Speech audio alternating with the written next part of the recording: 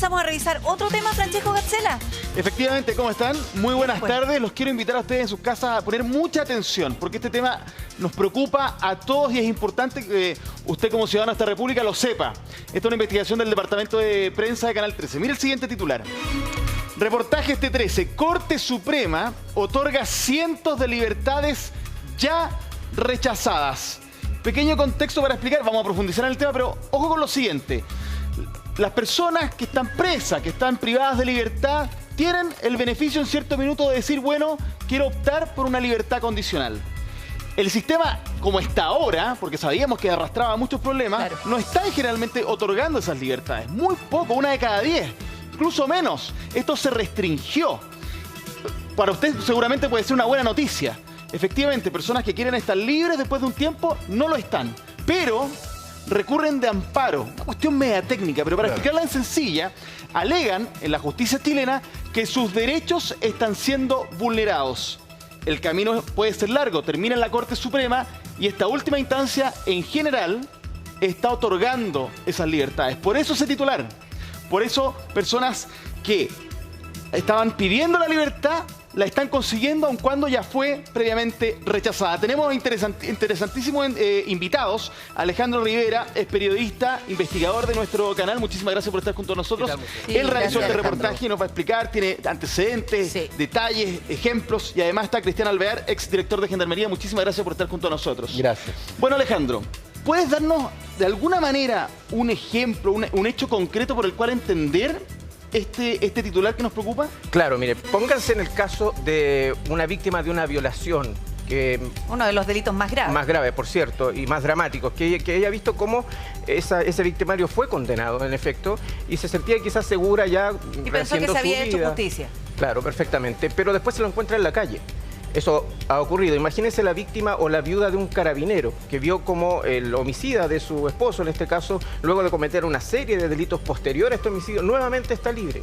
O la víctima, en este caso, que también mostramos en el reportaje de un cura de Putaendo, muy conocido, un caso muy mediático, en donde también fue condenado por abuso a menores y también logró este beneficio, aun cuando en estos 3 casos existían informes que no aconsejaban la libertad, y cuando fueron rechazados incluso por la Comisión de Libertad Condicional en su momento. Bueno, estos 3 casos, tal como decía... Son solo ejemplos. Son solo ejemplos y son cientos, incluso miles. Estábamos revisando acá algunas cifras respecto a este tema, en donde se puede dar esta situación de víctimas que pueden incluso ver en la calle, topárselo de un momento a otro, una persona que ellos pensaban que podía estar detenido, pero obtuvo su libertad condicional luego de llegar a la Corte Suprema con un amparo.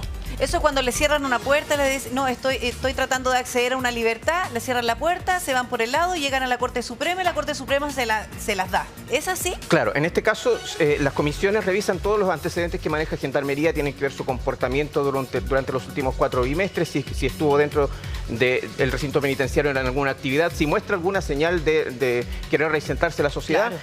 Y si en ese caso aún es rechazada, esa resolución no es apelable, pero sí tienen el recurso amparo como posibilidad.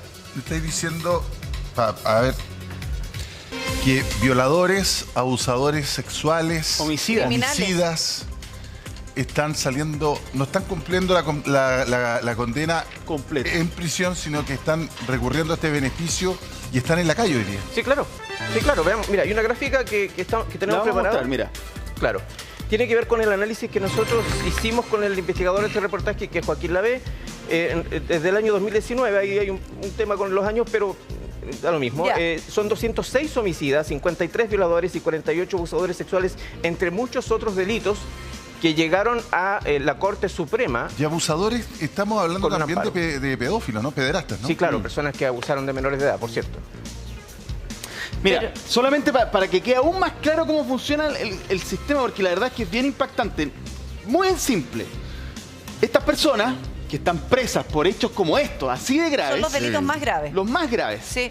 Las personas dicen en cierto minuto de su condena, voy a buscar el beneficio, antes era un derecho, voy a buscar el beneficio de la libertad condicional.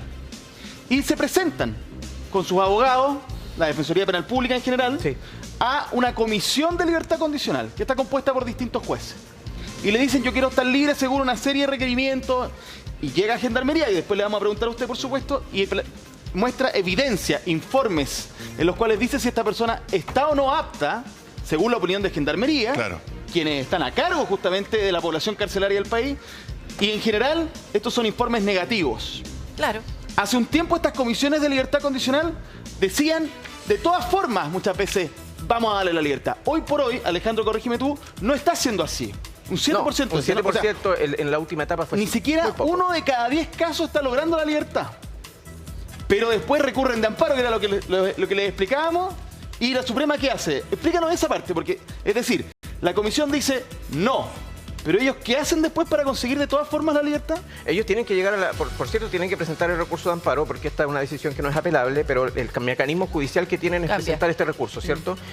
En teoría, sí reconocen las autoridades judiciales, me refiero a que se revisan todos los antecedentes, pero igual llama la atención, porque la cifra que estamos viendo ahí... Llama la atención que revisen los antecedentes, si son todos los antecedentes negativos, para que esta persona se pueda reisentar en la sociedad, o que al menos tenga, no sé, o buena conducta, o que intente de alguna manera ser mejor persona. Pero mira, que fueron rechazados, ese es el punto principal. Claro, fueron rechazados, entonces, ¿qué cambió para que la Corte Suprema ahora sí los deje en libertad? Te quiero hacer una pregunta para entender bien el tema. Es tan grave esto que tú hablaste del caso de una niña de 11 años que fue violada por su padrastro y que además quedó embarazada de su padrastro. Fue un caso muy dramático, en su momento también muy mediático, pero además esta niña, que pensó en algún minuto probablemente en su familia, que este hombre estaba tras la reja, que se había hecho justicia, y resulta que se lo encuentra en su colegio, cerca de su casa, el violador.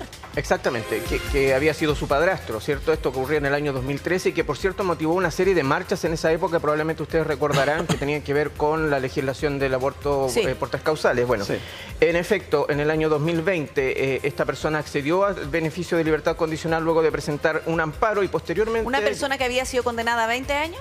A 10 años. A 10 años, ¿ya? Y al llegar regresó a su barrio, ¿cierto? Al barrio donde él vivía, y en más de una ocasión comenzaron a verlo estacionado cerca en un auto por ahí en una esquina, visitando el colegio del hijo de esta niña, de la víctima, y también fue incluso al trabajo de ella a preguntar por ella. A preguntar con nombre y apellido, aquí trabaja tal persona.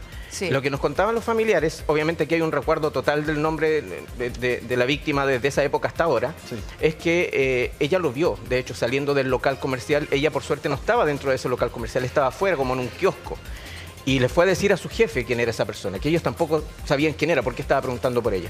Y ahí, se dieron cuenta que andaba rondando los lugares, de alguna forma tratando de buscarla.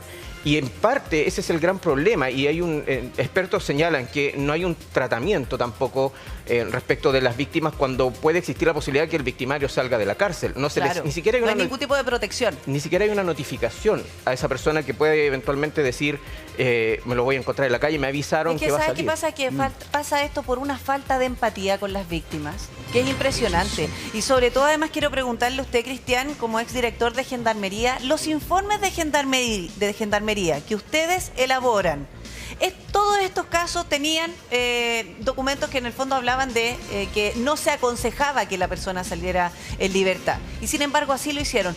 ¿Qué pasa? Los pasan, es como que otro informe.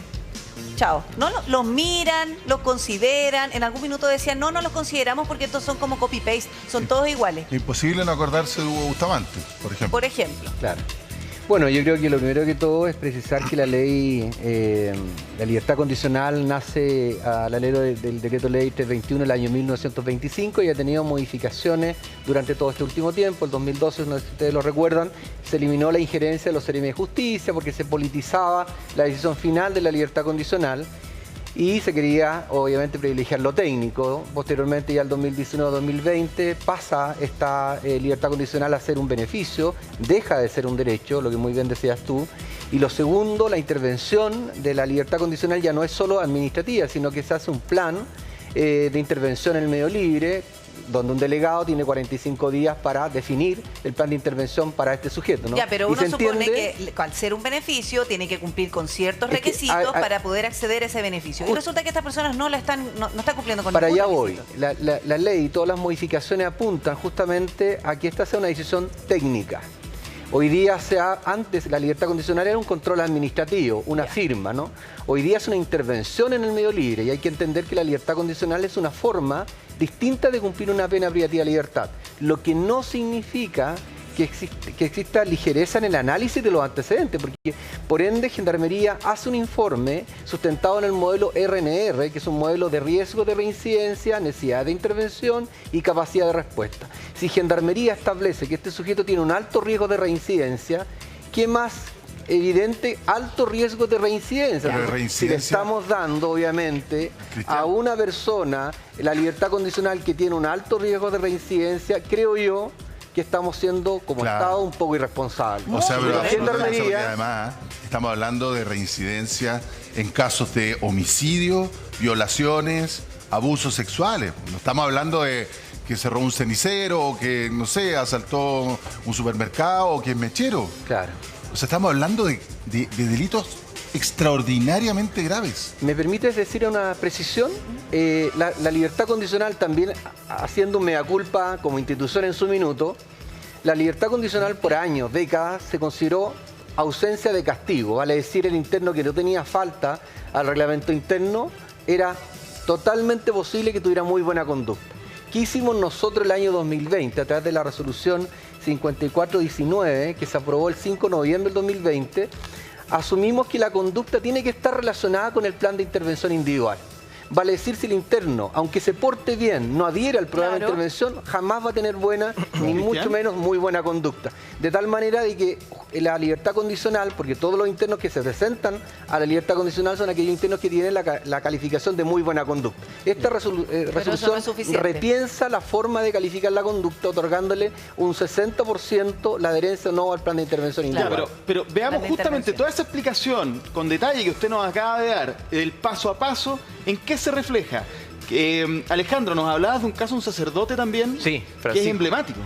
Francisco Valenzuela, el cura Pancho. 15 años y un día de cárcel fue la condena para él. Y cuando logró tener el tiempo y los requisitos, por cierto, que tenga un buen comportamiento en la cárcel y participar de la actividad. El cura Pancho, eso fue por violación a una menor de 14 años. De 14 años, sí. Y abuso y violación.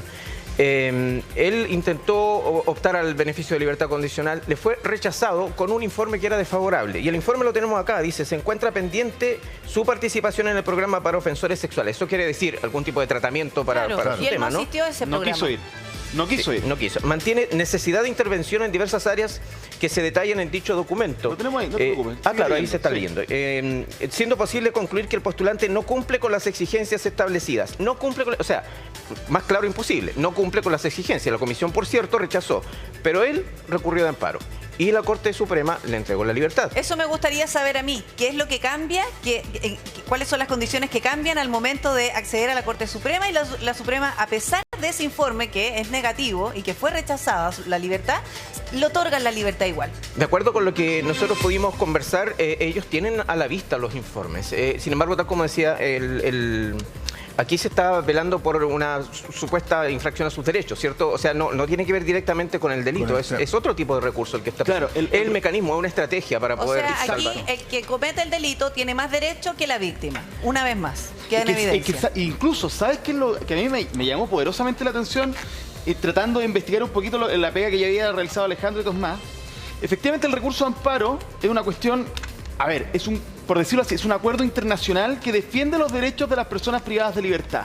Y hasta ahí puede estar bien, porque efectivamente, no tanto en Chile, pero en otros países se genera muchísimo abuso a las personas presas de libertad, o sea, que no tienen libertad, ¿no?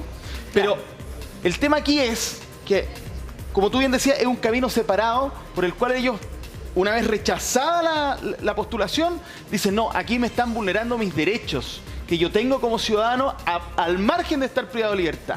Y en ese proceso ni siquiera puede intervenir la familia o las víctimas. No están presentes, no tienen opción.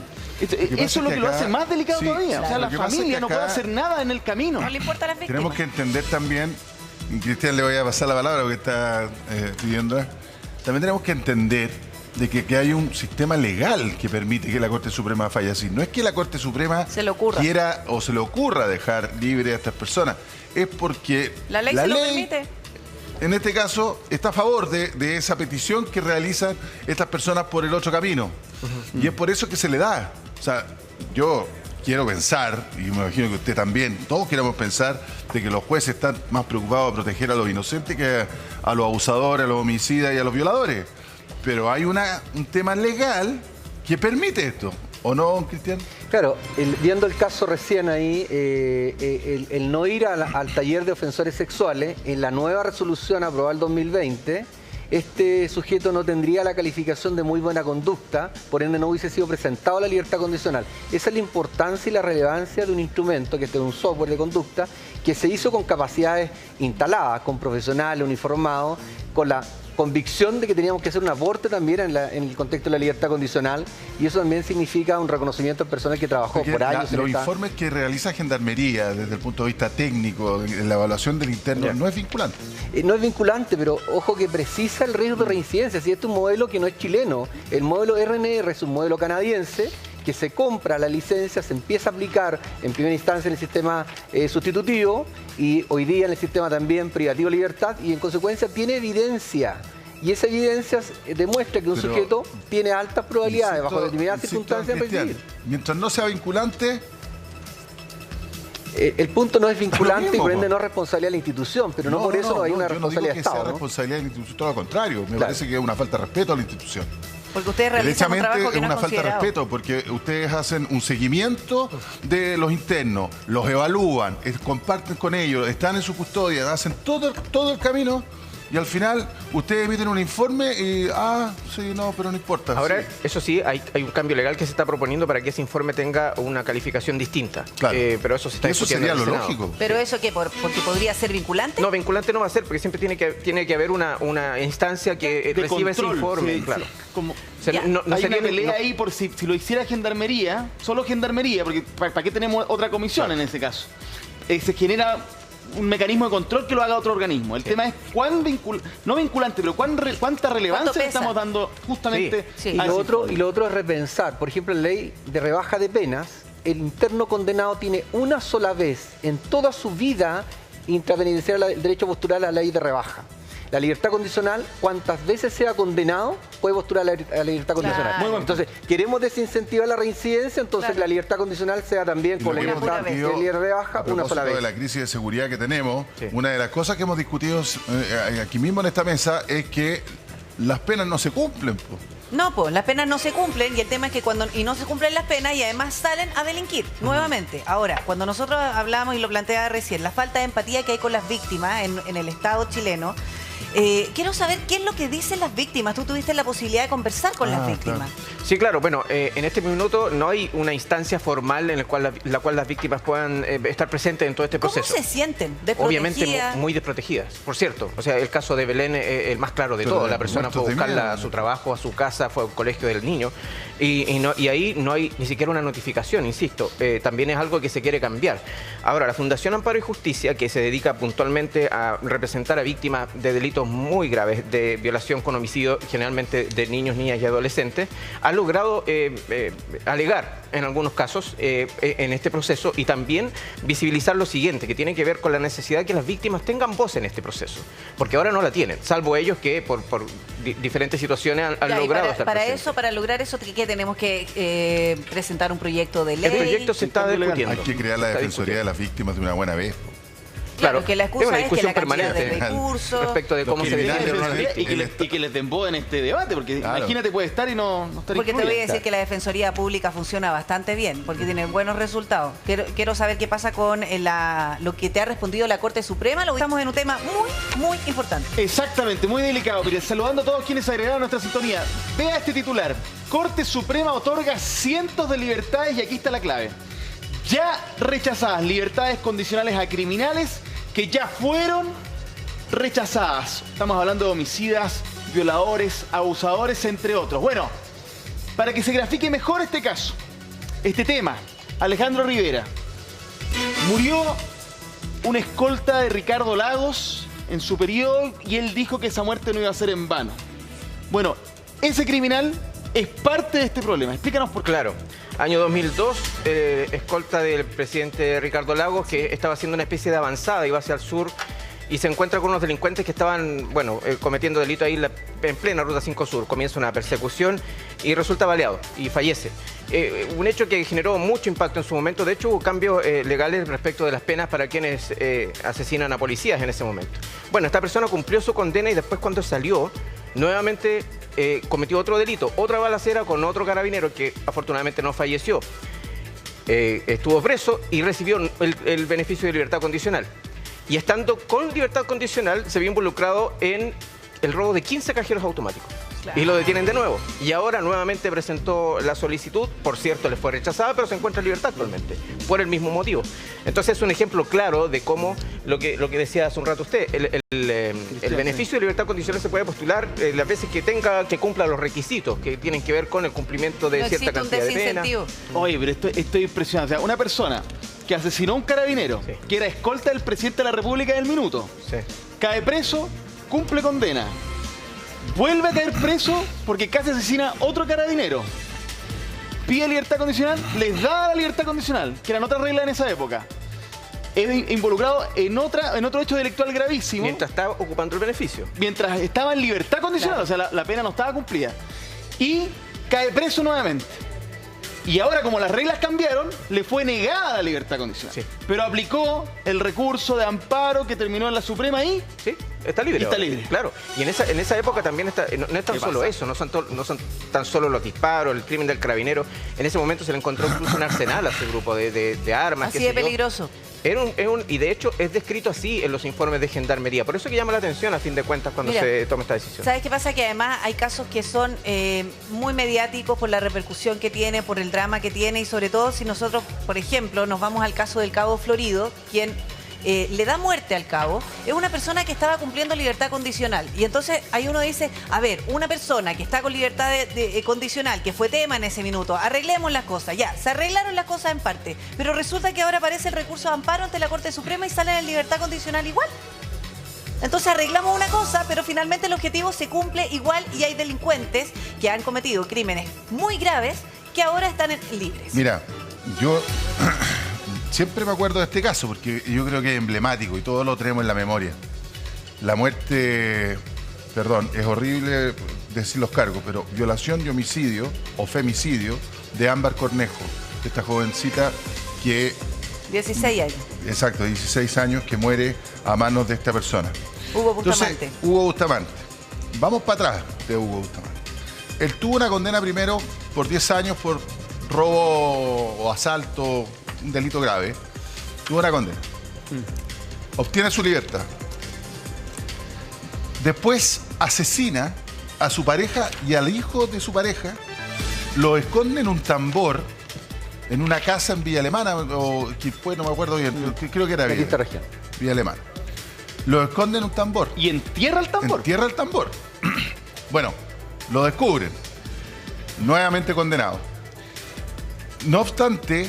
Además, a 20 años, ¿sabes? 27. Hubo un programa de televisión que le hizo una entrevista 27, donde él declara que no está seguro si volvería a hacer o no algo parecido. Cuando él mismo lo decía. Por plata. Sí. O sea, porque asesinó a su pareja y al hijo por plata. Vuelve a obtener, con un informe desfavorable de Gendarmería, vuelve a obtener la libertad. Llega nuevamente a vivir allá y termina violando y asesinando a la hija de su pareja, que la entierra bajo la casa. Cometiendo prácticamente el mismo delito. Con una cerveza en la mano, mientras todo el mundo estaba buscando a Ámbar, estábamos todos los chilenos pendientes de buscar a Ámbar. ¿Dónde está Ámbar? Y la gente ya se recorrió cielo, mar y tierra buscando a Ámbar. Y él con una cerveza en la mano, sí, pasen nomás. O sea, yo creo que eso es más que elocuente de que tenemos una falla grave en el sistema. Por eso que es importante precisar, insisto, en el punto de que este sujeto, Bustamante Pérez, en este contexto, hoy día, con esta resolución, no tendría la calificación de muy buena conducta porque él no asistió pero igual puede al plan de recurrir a la intervención. Corte Suprema. No puede. Escúchame bien. Gendarmería presenta a los sujetos que reúnen los requisitos. El requisito básico es la conducta que considera 3 dimensiones. Su conducta en el régimen interno, con escuela y talleres. Pero esta resolución que se generó el 2020, el 5 de noviembre del 2020, lo que considera es el plan de intervención individual y se le denomina intervención especializada, que equivale al 40% de la calificación. Este sujeto, como no fue a ningún taller de intervención, no aprobó su plan de intervención individual, este sujeto no tendría ni siquiera la buena conducta y en consecuencia no sería parte de la propuesta de Gendarmería a la libertad condicional. Esa es la importancia de esa resolución. El plan de intervención individual hoy día incide en la conducta de un condenado.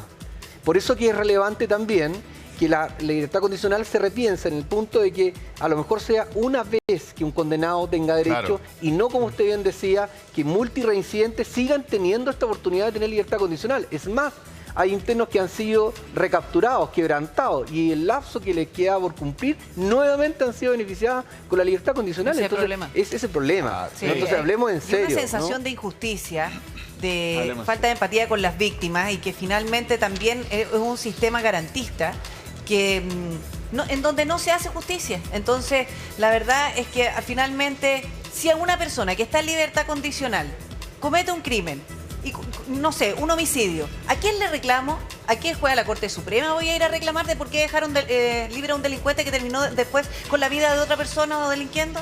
Entonces, la verdad es que aquí como que, ¿cómo se dice? La cueca en pelota. La cárcel tiene que ser un desincentivo. Sí. Y lamentablemente este tipo de normas y con la laxitud que se toman, parece ser que no logran ese desincentivo. No pasa nada, si ese es el tema. Hay un tema que tiene que ver con el caso que tú decías. Luego de ese caso hubo muchos cambios legales. Se aumentaron los requisitos. Ha mejorado la cuestión. Ha mejorado, pero el problema es que eso implicó tiene que pasar eso. El aumento de los amparos. O sea, tiene que más requisitos, más rechazo y después lo amparo. Bueno, sabemos, Alejandro, que a seguir investigando este tema vamos a estar muy atentos al departamento de prensa que hizo este excelente reportaje, y también queremos saludar por supuesto a Cristian Alvear, exdirector de Gendarmería, por estar junto a nosotros. Vamos a estar muy pendientes como programa de lo que sigue ocurriendo en esto. El ministro de Justicia decía en la mañana que estamos a punto de llegar a un punto en que todas las cárceles van a estar hacinadas. El tema es grave y sigue. Así que muchas gracias a los dos por estar junto a nosotros.